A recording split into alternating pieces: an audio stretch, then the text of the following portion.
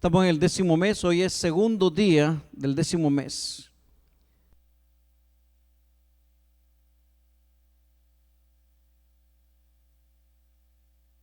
El mensaje de este 10º mes es: la libertad está cerca.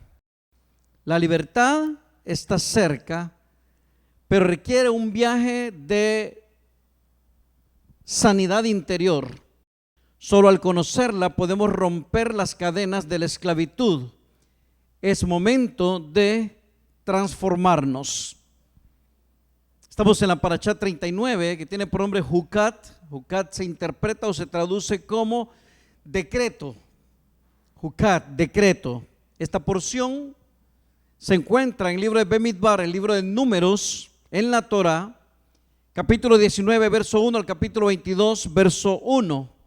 Repito, esta porción se encuentra en el libro de Bemidbar, Números, capítulo 19, verso 1 al capítulo 22, verso 1. Comienza diciendo: y la palabra de Yahú vino a Moshe y Aarón diciendo: este es el decreto, la palabra Jucat, de la Torá que Yahú dijo: habla a los hijos de Israel que te traigan una vaca bermeja o una vaca roja, perfecta, en la cual no haya falta.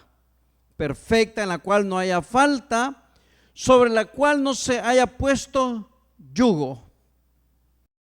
Vámonos al verso 11 y dice: el que toque el cadáver de cualquier nefesh de Adán, de cualquier alma de un humano, 7 días será inmundo. Por favor, preste la atención a esto de los 7 días será inmundo. Este se purificará al tercer día con estas aguas, y al 7º día será limpio. Y si al tercer día no se purifica, no será limpio al 7º día.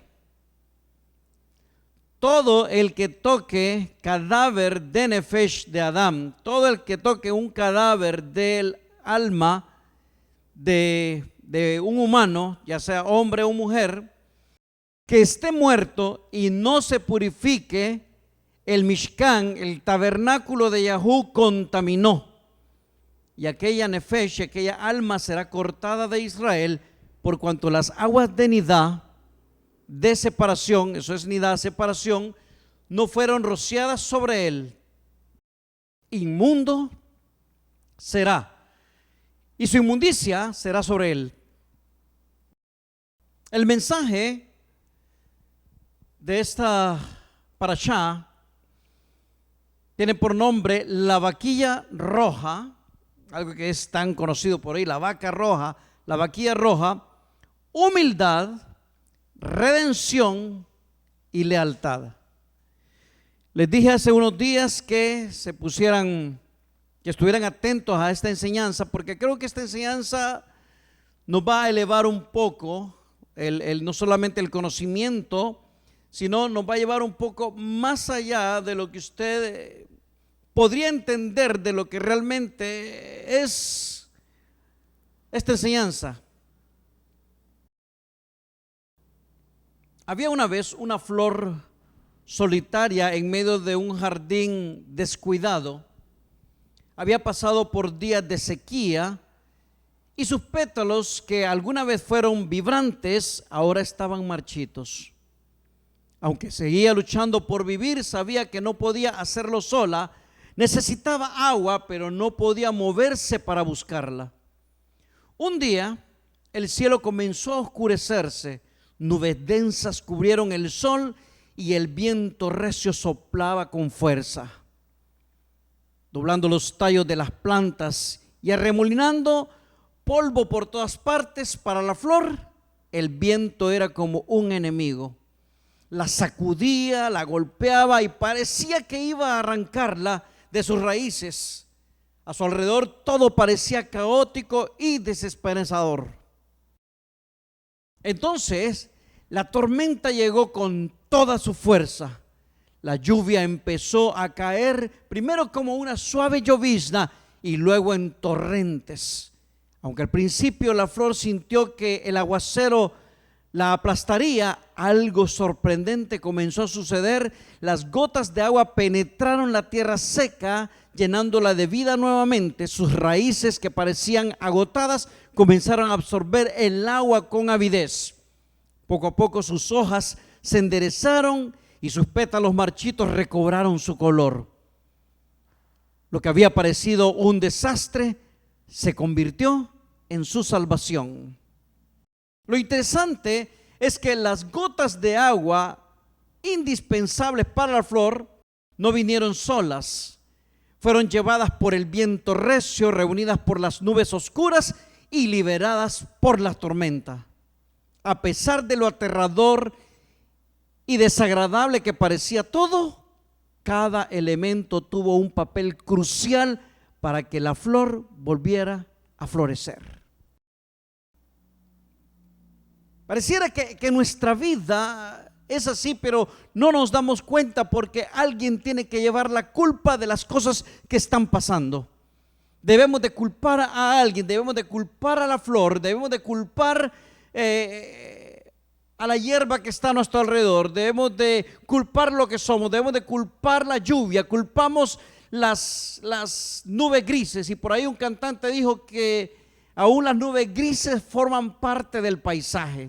Todo es hermoso cuando tenemos una mentalidad positiva y entendemos que todo, absolutamente todo, tiene un plan y un propósito divino. Ahora, volviendo a la parashá, lo que acabamos de leer, la famosa vaquilla roja, la vaquilla que todo el mundo está esperando, la vaca roja que todo el mundo está viéndolo como algo profético que va a suceder en los últimos tiempos. Y como que el Mashiach o el Mesías va a ser como que su último holocausto o sacrificio. Pero eso es lo que se habla por ahí, aunque muchos desconocen realmente qué es la vaquilla roja, para qué se utiliza realmente la vaquilla roja. Y de eso quiero que hablemos un poco hoy. Por favor, tome lápiz, papel, escriba, porque esto va a estar interesante. Por supuesto, cuando se habla de la vaca roja, comienza desde el verso 1, pero hoy, si usted no entendió, si no entiende de qué estoy hablando hoy, quiero invitarlo a que se vaya a las Escrituras y que pueda leer estos versos porque son importantes para el crecimiento. Bemidbar, Números capítulo 19, léalo del verso 1 al 10 y va a entender el desarrollo de la vaca roja. Pero si usted ha estado en las enseñanzas de nosotros, la enseñanza pasada hablé de esto, hoy quiero irme un poco más allá. Vamos a empezar a leer del capítulo 19 de Números de Bemidbar, verso 11 en adelante. Los versos que estaba leyendo provocaron una pregunta, y es: ¿de qué tipo de muerte nos limpian las aguas de la vaquilla roja o de la vaca roja? Otra vez, ¿de qué tipo de muerte nos limpian las aguas de la vaquilla roja? Yo encuentro dos tipos de muerte. Hay una muerte que es exterior, y la muerte que es exterior es cuando usted toca un cadáver. Por favor, preste la atención a esto: cuando usted toca un cadáver. Pero también hay una muerte interior, y es lo que Yahú le dijo a Adán cuando pecaron: muriendo morirás. En Bereshit, en Génesis capítulo 2 verso 17 dice: mas el del árbol de la ciencia del bien, buena y mala, no comerás de él, porque el día que de él comas, muriendo morirás. Así dice en hebreo. O sea, significa que poco a poco irás muriendo. Se suponía que nosotros habíamos sido creados eternamente, pero ya no nos quedamos en esa eternidad, sino que hemos ido muriendo poco a poco. Todos hemos ido muriendo poco a poco. Por el pecado de Adán se entiende entonces que morimos poco a poco. Claro, la porción me habla a mí de la muerte, de tocar un cadáver, pero hoy quiero que lo llevemos un poco más allá porque hay dos tipos de muerte: cuando toco un cadáver que es externo y cuando toco un cadáver que es interno. Cuando Yahú dijo muriendo morirás, nos dio dos caminos. Adán come del árbol de la ciencia del buena y mala, de la ciencia del bien y del mal, y lo primero es que él tiene que pagar pecado con muerte. Escúchame bien, él tiene que pagar pecado con muerte. Usted ha escuchado un verso por ahí que dice que más la paga del pecado es la muerte. Esto lo hemos hablado muchas veces y espero que usted abra su mente, por favor, con la paga del pecado es la muerte. Por eso es que yo estoy claro que desde Adán y Java, desde Adán y Eva hasta estos días, y posiblemente será hasta el futuro, lo que va a seguir pasando es que nosotros vamos a seguir siendo responsables de nuestros pecados, y con nuestra muerte vamos a pagar la deuda de nuestro pecado. Y por favor, perdónenme lo que voy a decir, pero se utiliza a Jesús dentro de la creencia cristiana para decir que Él murió por mis pecados y que gracias a Él yo tengo la vida eterna. Pero acuérdense que la vida eterna de Adán no se refería a la del Olam Jabá, a la del mundo venidero, sino que se refería a una muerte física literal aquí en la tierra. La maldición que Yahú puso sobre Adán fue que muriendo morirás. ¿Por qué muriendo morirás? Porque pecaste. Si Adán no hubiese pecado, nosotros seríamos eternos. Ahora, quiero que entienda algo, y es una cuestión de sentido común. Después de la muerte y resurrección de Jesús, los seres humanos seguimos muriendo, no resucitamos. Morimos, no resucitamos. Quiere decir que la vida eterna siempre fue en el Olam Jabá. O sea, en el mundo venidero, no fue en este tiempo presente, sino en el mundo venidero. Así que la paga del pecado es la muerte. No dice, el verso no dice que lo que vas a recibir va a ser maldición por el pecado. No, dice que la paga, o sea, ¿con qué yo pago mi pecado? Con la muerte. Con mi muerte automáticamente el pecado se va. En Romanos capítulo 5 verso 12 dice lo siguiente, preste la atención por favor. Me voy a ir al Nuevo Testamento para que se dé cuenta que la interpretación, el problema del Nuevo Testamento no es lo que está escrito, sino lo que han interpretado las personas. Se lo voy a leer. Por tanto, como el pecado entró al mundo por un hombre, o sea, por Adán, por él entró, y por el pecado la muerte, ya entendemos que como hubo pecado, hubo muerte. Con la muerte, automáticamente el pecado se va. No hay memoria más de ello, dice la Torá. Así también la muerte se extendió a todos los hombres porque todos pecaron. ¿Se está entendiendo?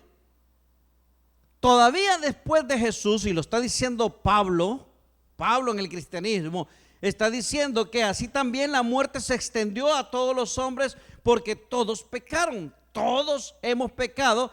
Por tanto, yo voy a seguir pagando mi pecado con mi muerte, no con la muerte de otro. Pablo está hablando después de Jesús, después de la muerte y resurrección de Jesús. O Pablo no entendió el mensaje, o no sé por qué Pablo escribió esto. Sigamos. Le decía entonces que hay dos caminos después de comer del árbol. El primero es pagar pecado con muerte, ese es el primero, con la muerte. Y el segundo, que es el que usted y yo nos interesa en este instante, porque si usted me está escuchando es porque usted está vivo, o sea, usted está aquí terrenalmente. El segundo se llama redención de muerte interior. Otra vez, literalmente la vaquilla roja era para liberarnos o para redimirnos espiritualmente, para que usted me entienda, para estar físicamente o religiosamente o litúrgicamente limpios para poder estar en un lugar que había sido consagrado. Entonces, los dos caminos era uno, pagar pecado con muerte, con mi muerte yo pago mi pecado, y lo segundo, la redención de muerte interior. Vamos a ver, vámonos a Bemidbar, Números, capítulo 19, verso 13. todo el que toque cadáver de alma de Adán, que esté muerto y no se purifique, el Mishkan de Yahú contaminó, el tabernáculo, el templo de Yahú contaminó. Y aquella nefesh y aquella alma será cortada de Israel, por cuanto las aguas de Nidá no fueron rociadas sobre él. Inmundo será y su inmundicia será sobre él. Entonces la pregunta es, ¿cómo se hace la redención de la muerte interior? Ya le dije, hay dos caminos. Lo primero es que yo sé que con mi muerte yo pago mi pecado. Así le guste o no le guste, yo es con mi muerte que pago. Si realmente Jesús hubiese derramado su sangre por mí en la cruz del Calvario, yo haya muerto él haya muerto y haya resucitado y yo estuviera salvo, perfecto, yo no tengo problemas con eso. El problema es que la muerte de Adán era una muerte física. La maldición sobre Adán era una muerte física. Bueno, después de Jesús nosotros seguimos muriendo, porque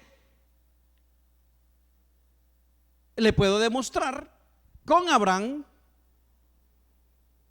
y con muchos más, con Enoch, con muchos, con Eliyahu, con Moshe, que después de haber muerto sin Jesús, porque ellos no creían en Jesús porque no lo conocían, ellos ya estaban en el Olam Jabá, ellos ya estaban en el mundo venidero. El Nuevo Testamento habla de Lázaro y el rico, y que ellos fueron al seno de Abraham y Abraham les salió en el camino. Entonces siempre ha existido el Olam Jabá, el mundo venidero. No es que después de Jesús entró al mundo venidero, no, siempre ha existido. ¿Cómo se hace la redención de la muerte interior? ¿Cómo se hace esa redención? A través de las aguas de la purificación. O sea, las aguas de la purificación eran las aguas de la famosa vaquilla roja.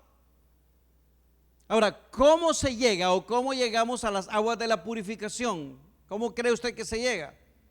Le dije, ¿verdad? A través de la vaquilla roja. Todo el mundo habla de eso. Ahora, usted tiene que tener claro una sola cosa. Por favor, a esto préstele atención. La vaquilla roja solo sirve para una sola cosa. Solo para una. Solo sirve y es exclusivamente para purificación. Purificación. De muerte, de muerto. O sea, solamente es para purificación de muerto. No es para purificación de una mujer que anda en nidá, que anda en su ciclo menstrual. No es para purificar, no, solo es nada más y exclusivamente para muerte. En toda la Torah. Ahora, las características de la vaquilla roja, ya lo habíamos hablado antes en la enseñanza pasada, es que ella debía de ser roja, número uno. ¿Se acuerdan? Edumá, Adamá. ¿Se acuerdan? Entonces, lo primero es que tenía que ser roja. Si usted no ha escuchado la enseñanza pasada, se la recomiendo. Mírela para que pueda entender esta. La vaquilla roja tenía que ser entonces roja, tenía que ser perfecta, en la cual no haya falta y no se le haya puesto yugo. Así tenía que ser la vaquilla roja. Ahora, entonces mire cuál es el proceso para llegar a las aguas de la purificación. Lo primero, usted tenía que tener esta vaquilla roja. Esa vaquilla tenía que ser roja, perfecta, en la cual no haya falta, no se le haya puesto yugo. Y lo segundo que había que hacer con ella era que se quema. O sea, la vaquilla roja había que quemarla. Al quemarla, esto significa que había que pagar un precio. La famosa vaquilla roja o la vaca roja tiene o tenía que pagar un precio. En Bemidbar, en Números capítulo 19, verso 5, dice: y hará quemar la vaca ante sus ojos su cuero. Por favor, a esto preste la atención, escríbalo esto, porque aquí, yo creo que aquí comienza la enseñanza.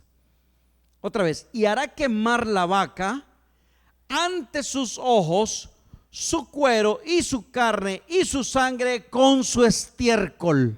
Esto es lo interesante.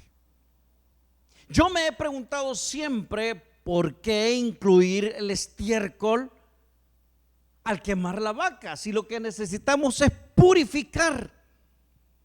Yo no voy a purificar con estiércol, imagínese usted. Y entendí, y esto va para todos, buenos y malos que me están escuchando, con conciencia, sin conciencia, super espirituales, los super saiyajin de la Biblia, para todos va esto, para todos nosotros va. ¿Por qué? Mi pregunta era, ¿por qué incluir el estiércol? ¿El estiércol qué considera usted estiércol? ¿Usted come estiércol? Usted no come estiércol. Usted no esperaría que alguien lo esté salpicando con agua con estiércol para purificación. Entonces yo me hice la pregunta, ¿por qué incluir el estiércol al quemar la vaca? Porque incluso lo que se considera malo o lo que se considera impuro es parte de su vida y tiene un lugar en el proceso de la purificación. Por favor, conozcamos la vaquilla roja, conozcamos la vaca roja. Lo que se considera malo o lo que se considera impuro en su vida o en la mía es parte de su vida y tiene un lugar en el proceso de la purificación. O sea, es imposible que usted entre a la purificación sin ese estiércol. Espero que me esté entendiendo. O sea, el estiércol de la vaca era parte de la purificación. Entonces surge la otra pregunta: ¿cuál era el propósito divino de quemar la vaca? ¿Cuál era el propósito divino de quemar la vaca? Había un proceso divino. Mire esto, estamos hablando en el proceso. Vaquilla roja, hay que quemarla, o sea, hay que pagar un precio, quemarla. Y esa vaca roja automáticamente se iba a convertir en ceniza. Todo, estiércol y todo ahí estaba. Y esa ceniza se utilizaba para la purificación. Así que yo tomaba agua, tomaba esta ceniza, la echaba sobre el agua y iba sobre usted con esta agua de la purificación, pero usted tiene que acordarse que esa agua viene toda una vaca completa hecha ceniza, estiércol y todo. Pero yo me hice la pregunta, fíjese, y dije yo, ¿cuál era el propósito? Porque una cosa es cuál era la meta, cuáles eran los objetivos de la vaca roja. Ya lo entendemos que la vaca roja, el objetivo era poder purificarnos. Pero yo sé que hay objetivos de Yahweh con ciertas cosas de la Torah, hay metas que Yahweh quiere alcanzar, pero también hay propósitos. Y yo me hacía la pregunta, ok, ya entiendo cuál es la meta, ya entiendo cuáles son los objetivos de la vaca roja, pero ¿cuál es el propósito de Yahweh? Y para poder encontrar el propósito de Yahweh, me hice la pregunta, ¿quiénes serían los que no aceptan esta purificación? A ver, alguien viene con un poco de agua y esa agua trae ceniza de sangre, de huesos, de estiércol, y me vienen a purificar. Le pregunto, o pregúntese por favor, ¿qué pensaría usted en ese instante, en ese momento, cuando alguien viene a echarle estiércol con sangre, con hueso, con todo? Aunque usted diga que está hecho ceniza,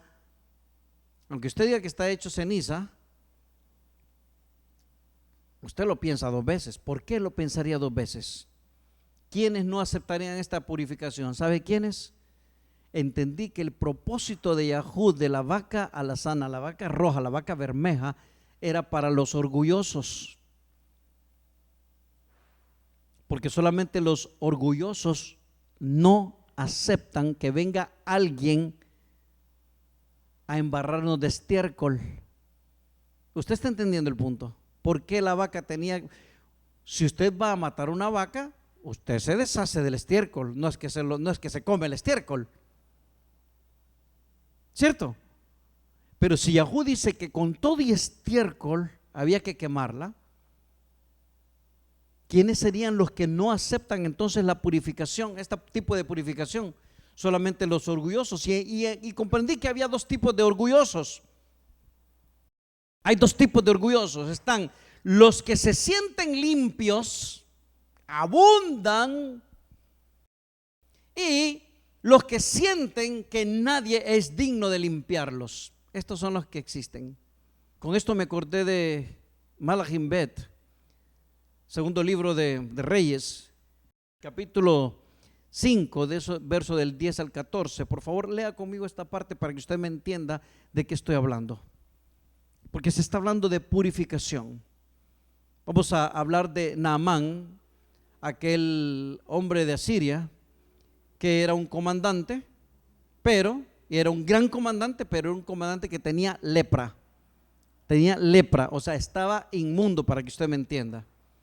Mire lo que dice. Entonces Eliseo le envió un mensaje diciendo: ve y lávate 7 veces. Es que este 7 es importante. Acuérdense que estamos nosotros finalizando los 7 días de purificación para entrar hoy a Hanukkah, que es el 8º día. Hoy es Hanukkah. Ayer no fue Hanukkah, hoy es Hanukkah. Escucha otra vez. Entonces Elisha le envió un mensaje diciendo: ve y lávate 7 veces en el Jardín, en el Jordán, y tu carne se te restaurará y serás limpio. Y Naamán se fue enojado. A ver, ¿y qué tiene esas cenizas? Hablando de la vaca roja. Pues mira, trae estiércol, trae sangre, trae huesos, trae sesos, trae esto, trae los ojos, trae los cuernos, trae la cola, trae las patas, trae todo eso. Entonces mira Naamán. Y Naamán se fue enojado diciendo: he aquí, yo decía para mí, saldrá él luego y estando en pie invocará el nombre de Yahú su Elohim, su Dios, y alzará su mano y tocará el lugar y sanará la lepra. Abracadabra, patas de cabra. Y eso iba a pasar. Verso 12. Habana y Parpar, ríos de Damasec, ríos de Damasco, ¿no son mejores que todas las aguas de Israel? Orgullo. Si me lavare de ellos, ¿no seré también limpio? Y se volvió y se fue enojado, porque lo estaban enviando a un riachuelo, porque realmente el Jardín, el Jordán, es un riachuelo, no es la gran cosa. Y también baja mucha suciedad por ese Jardín. Pero es un tema de obediencia. Y la obediencia, para que uno se vuelva obediente, lo primero que tiene que hacer es botar el orgullo. Y el orgullo es nefasto en esto. Mira lo que sigue diciendo, verso 13. Mas sus criados se le acercaron y le hablaron diciendo: Padre mío, si el profeta te mandara alguna gran cosa, ¿no lo harías? Cuanto más diciéndote: levántate y serás limpio. Lávate y serás limpio. Verso 14. Él entonces descendió y se zambulló 7 veces en el Jardín, en el Jordán, conforme a la palabra del varón de Elohim, y su carne se volvió como la carne de un niño y quedó limpio. Ok. Entonces entiendo que el propósito de Yahú con la lepra de Naamán no era para sanarlo de la lepra, sino sanarlo de lo que está oscuro y no miramos dentro de nosotros: el orgullo. Miren, cuando nos pasan cosas tremendas es porque Yahú está tratando con nuestro orgullo. Somos orgullosos. Yo soy orgulloso, yo he sido orgulloso. Me he creído porque tengo conocimiento de la Torah y porque a veces tengo un poquito más conocimiento que varios, y sí, me he creído orgulloso. Pero entonces Yahú me manda por esos procesos para poder entender que aún el estiércol de esas personas es parte de algo que me están sanando a mí. Hablo de mí. Yo no sé usted, pero cada vez que sucede algo triste, doloroso, de vergüenza, de humillación a mi alrededor, hoy estoy entendiendo que no es Hasatán, que no es el diablo, que no son los demonios, que es la gente tonta, ignorante. No, miren, cuando me encapsulo y empiezo a escudriñar mi vida, es cuando me doy cuenta que Yahweh está tratando con mi orgullo. Porque por el orgullo no crecemos. Podemos ser muy inteligentes, pero no crecemos. Pero a todo esto surge, ¿por qué es tan importante el número 7? Porque acuérdense ustedes que Hanukkah, la fiesta de Hanukkah, se celebra por 8 días. Y la gente cree que eso sucedió porque hubo un milagro donde el aceite duró 8 días. Miren, cuando nos enseñan esas cosas que no están escritas en los Macabim, que no están escritas en los Macabeos, y que se pone una Hanukkah de 9 brazos, y perdónenme por favor, no voy en contra de lo que cada quien quiera escoger su fe o su creencia, pero usted lea todos los libros de los Macabeos donde se habla de esta historia y no aparece ni la Hanukkah, ni tampoco dice que el milagro fue que 8 días durara el aceite encendido. Eso es falso. Los 8 días era porque era necesario pasar el proceso de la Torah, de lo que estamos leyendo hoy precisamente, el proceso de limpieza de 7 días para que en el 8º día podía dedicarse el templo. Es como que nosotros hubiésemos estado durante 7 días limpiando el templo, sacudiendo el templo, purificando el templo, haciendo cambios. Es lo que está esperando Yahweh que hagamos de nosotros mismos con nuestro cuerpo, con nuestro ser, con nuestra vida. Entonces 7 días de purificación para llegar al 8º día. Y el 8º día es Hanukkah. Hanukkah es hoy, porque hoy es que se dedica. Mientras estoy en purificación no estoy dedicando nada, estoy purificándome para que en el 8º día podamos purificar. Para que en el 8º día podamos dedicar o inaugurar el Mishkan, el templo, el tabernáculo.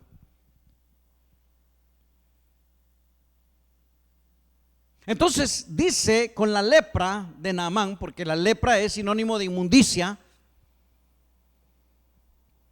Y entonces descendió y se zambulló 7 veces en el Jardín conforme a la palabra del varón de Elohim, y su carne se volvió como la carne de un niño y quedó limpio. 7 veces. 7 días de la celebración de Hanukkah, que no era Hanukkah, sino que era purificación. ¿Por qué es tan importante el número 7? Mire, lo que hemos estado leyendo de la Parachá, que la Parachá, como nosotros comenzamos a hacer los cambios, porque hoy el judaísmo y algunos mesiánicos no están celebrando la Parachá que nosotros estamos celebrando. Nosotros decidimos comenzar Génesis 1:1, o sea, la primer Parachá, en el primer mes del año torático. El primer mes del año torático es allá entre marzo y abril, el mes de la Aviv, el mes de la maduración. Ese es el primer mes. Entonces, mientras que el judaísmo, y está bien, cada quien lo interpreta como quiere, el judaísmo comienza Génesis 1:1, la primera Parachá o Bereshit, la Parachá Bereshit comienza en el 7º mes. Ese cambio que hice empezó a conectar todo. O sea, usted hace un pequeño cambio pegado a la Torah, no pegado a la cultura o los dogmas, sino pegado a la Torah, usted va a encontrar cosas tremendas. La Parachá que corresponde esta semana es Jucat, no me la inventé yo, no la saqué debajo de la manga. Y Jucat, juntamente con esta fiesta, es la que me ha abierto la mente para hablar de lo que estoy hablando hoy y para poder entender muchas cosas. Entonces, miren qué cosa más interesante. Se habla de la vaca roja, de la vaca bermeja. Y de esa vaca bermeja no solamente se está diciendo que tenía que ser roja, que tenía que ser perfecta, sino que también dice que había que rociar la sangre 7 veces hacia el altar. Número 7. Por favor, conecte esto. Número 7. Ahora, ese número 7, para purificar, son 7 días que nosotros hemos estado celebrando la fiesta de Hanukkah, pero que realmente no son 7 días de Hanukkah, son 7 días de purificación para que en el 8º día sea el día de dedicación. 7 días de purificación por muerto. Una persona que se contaminó, por ejemplo, con la muerte de mi madre, yo me contaminé y esa contaminación se fue por 7 días. Yo tuve que estar fuera del templo 7 días. No podía tocar las cosas sagradas por 7 días. Esto está en la misma parashá de la que estamos leyendo. 7 días de purificación por muerto. 7 zambuidas en el Jardín, en el Jordán. No en el lugar que le diera la gana a aquel, sino en el lugar que Yahweh había dicho. No se celebran las fiestas de Yahweh, las fiestas bíblicas de la Torá, no se celebran cuando a mí se me dé la regalada gana. Se celebra en el día que Yahweh dice, no en el día que me conviene. Hay pastores que se inventan, mañana es día de Bikurim. ¿Cómo se dice Bikurim en español? De primeros frutos. Día de primeros frutos. Así que mañana traiga los primeros frutos, porque les conviene. Y andan inventándose cualquier cosa, porque lo menos que hacen es tenerle respeto a la Torah. 7 días de purificación en Hanukkah. O sea, cuando Antíoco Epífanes destruyó el templo, lo profanó sirviendo un cerdo en el altar. Sacrificó un cerdo en el altar y estuvo profanado, estuvo inmundo. Para que se purificara el templo, no tenía que tener aceite 8 días. Para purificar el templo había que pasar 7 días purificándolo, para que en el 8º día sucediera lo que se conoce como Hanukkah. O sea, dedicarlo. Ya pasamos los 7 días de purificación. No tiene nada que ver con que el aceite duró 8 días. Eso no está escrito. Si estuviera escrito en los Macabeos, yo lo creería. No está.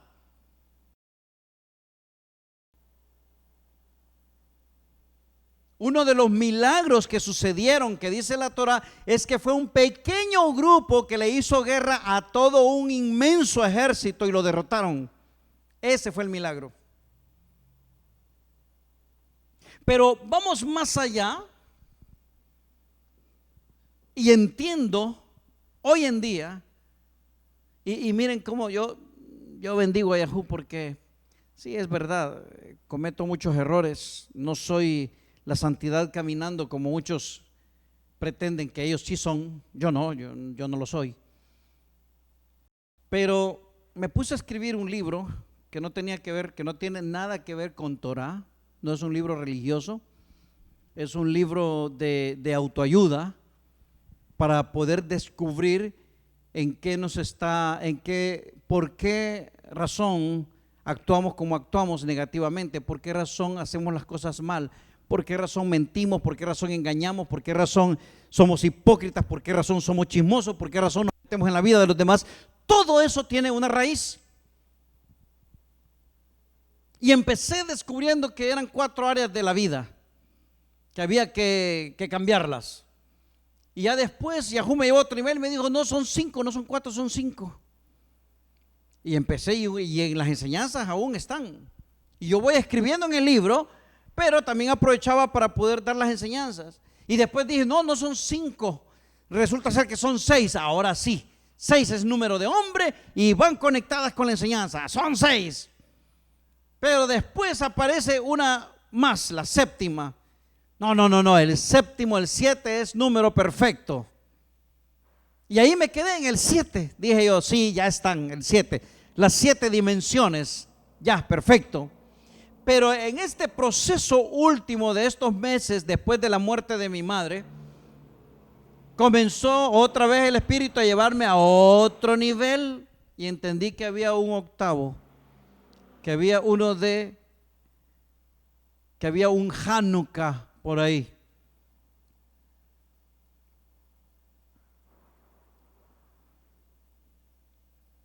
Entonces veo a Naamán, que él nos muestra el desarrollo de la humildad, cómo se llega a la humildad. O sea, el problema más grande que usted y yo tenemos es ser arrogantes, ser orgullosos, ser altivos. Cuando tenemos eso, entonces sí nos pasan procesos en la vida. Cuando Yahú tiene un plan con nosotros. Y sabe una cosa, yo estoy convencido que Él, bendito sea Él, tiene un plan en mi vida. Así el plan termine mañana, Él ha sido perfecto en todo lo que ha diseñado. Naamán nos muestra el desarrollo de la humildad al pasar por procesos de purificación. Desarrollamos humildad. Ahora mire el proceso, por favor, mire la pantalla. Tenemos entonces la vaquilla roja. La vaquilla roja se quema porque hay que pagar un precio. Allá en Romanos 12, verso 1 dice que presentemos nuestro cuerpo vivo, en sacrificio vivo. Entonces, vaquilla roja se quema, se paga un precio por esa quemada, es usada para purificación, para eso se usa la ceniza de la vaquilla roja, pero cuando viene el enfermo, el hipócrita, el desleal, el mentiroso, el metido, el chismoso, el que tiene un corazón negro, el que cree que él es santo, no 3 veces, sino 7 veces santo, esa persona, cuando ve que Yahú está utilizando a esa vaca con estiércol y que van a utilizar estiércol y todo lo que corresponde a esa vaca con agua y lo van a salpicar a usted, ahí es cuando el orgullo sale a luz.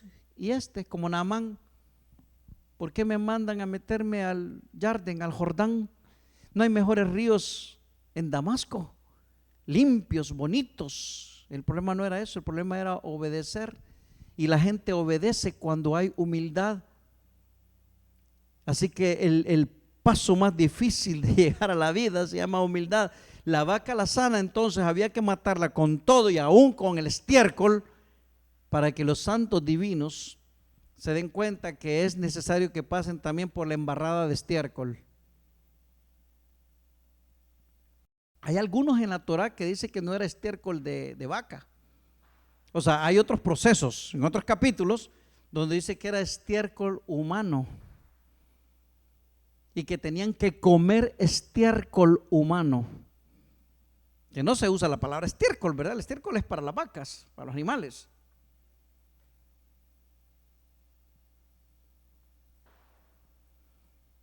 Pero es necesario desarrollar la humildad. O sea, el propósito entonces de Yahú, era poder desarrollar humildad. Cuando te van a bañar con estiércol, ¿quiénes no aceptan esa bañada con estiércol? Que Yahú utilice a alguien, como dice por ahí alguien por ahí,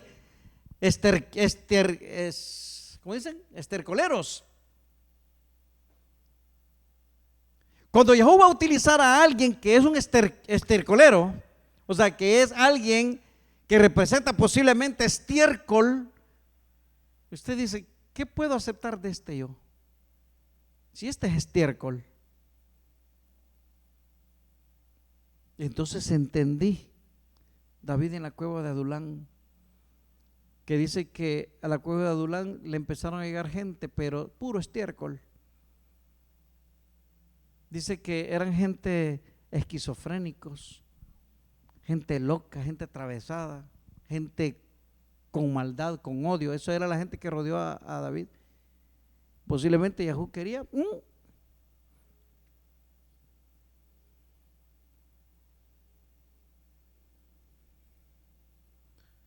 desarrollar la humildad. ¿Por qué desarrollamos humildad? ¿Por qué desarrollamos humildad? ¿Por qué hablo de desarrollar la humildad? Porque desarrollar humildad significa aceptar mis errores. Aprendí a escuchar a los demás. Acepté las críticas. Practiqué la gratitud. Reconocí mi vulnerabilidad. Acepté que requiero de alguien más. Miren, esto es difícil. Porque la mayoría de nosotros no aceptamos nuestros errores. Y aceptar nuestros errores significa primero justificarnos en los errores de los demás. No aceptamos nuestros errores. No queremos escuchar a los demás cuando nos están aconsejando. No aceptamos las críticas. No practicamos la gratitud. No reconocemos nuestra vulnerabilidad. No aceptamos que requerimos de alguien más. Y sabe que donde más me llamó la atención es reconocer mi vulnerabilidad. Una persona que es humilde reconoce su vulnerabilidad. Sabe que es verdad, aquel peca de cierta manera, pero aquel tiene un estiércol de tal manera y yo tengo otro estiércol. Espero que me esté entendiendo o que yo me esté dando a entender. De alguna manera todos representamos diferente estiércol, todos. Y cuando nos miramos y miramos que alguien quiere aparentemente venirme a servir o ayudar en algo, digo, no, ¿sabes por qué? Porque ese trae estiércol. Pero cuando yo no acepto el estiércol de los demás, me pregunto si los demás aceptarán mi estiércol. Espero que me esté entendiendo. Cuando desarrollamos la humildad, alcanzamos la redención. Mire, esto es interesante. Nuevamente, aparece la vaquilla roja.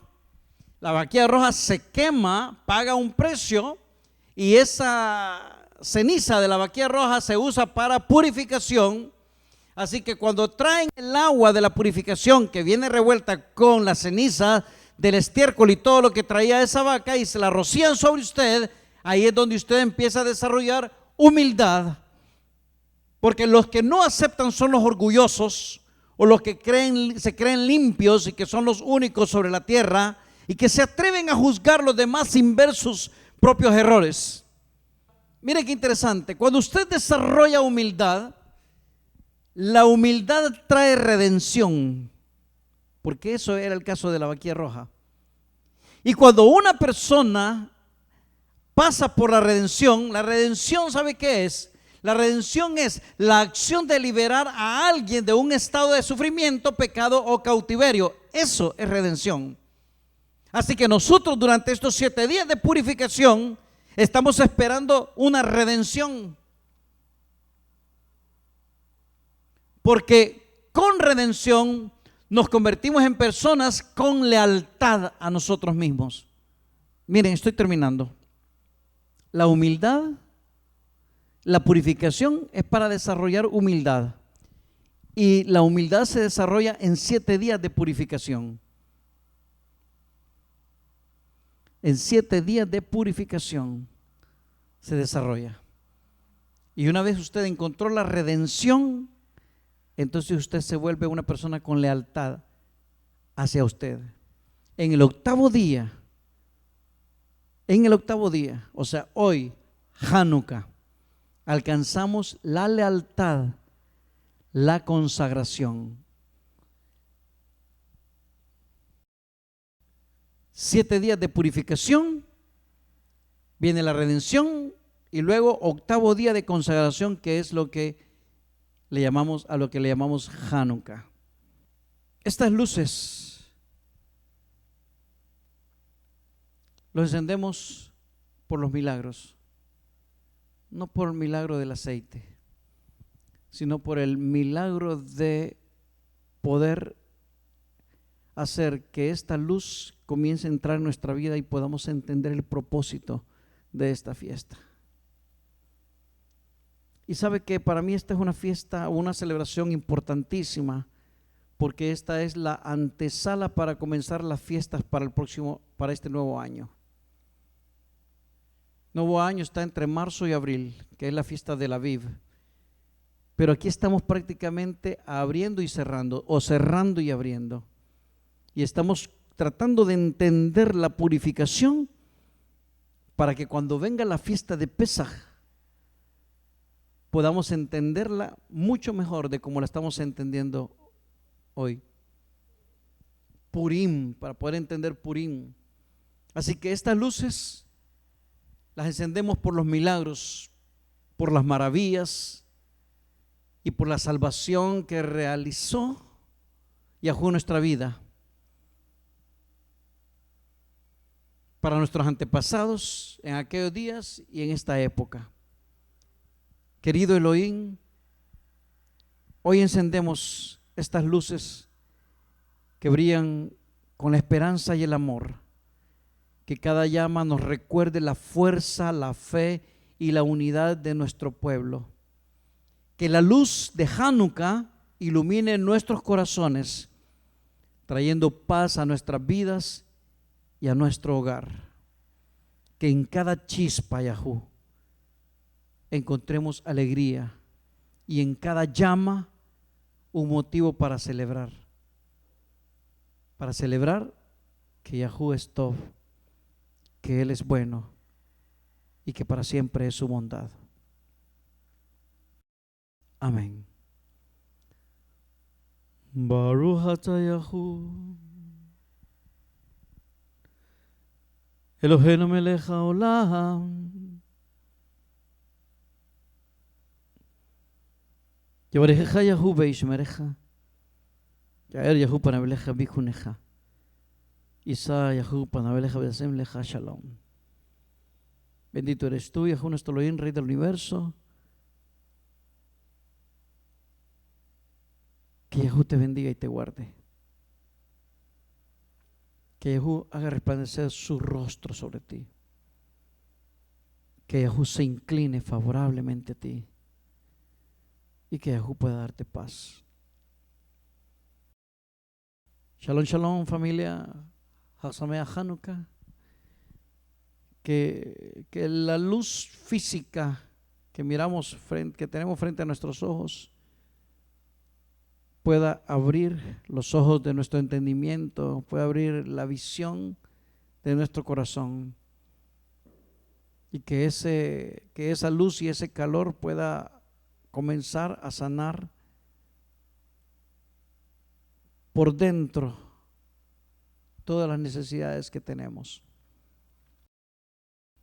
Sigamos construyendo nuestras vidas para que podamos verdaderamente construir o reconstruir a Israel. Shalom, shalom, Hag Sameach Hanukkah, feliz fiesta de Hanukkah a todos ustedes. Por favor, reciban un fuerte abrazo y no se olviden que Yahú es Tov, que Él es bueno. Laila Tov, buenas noches.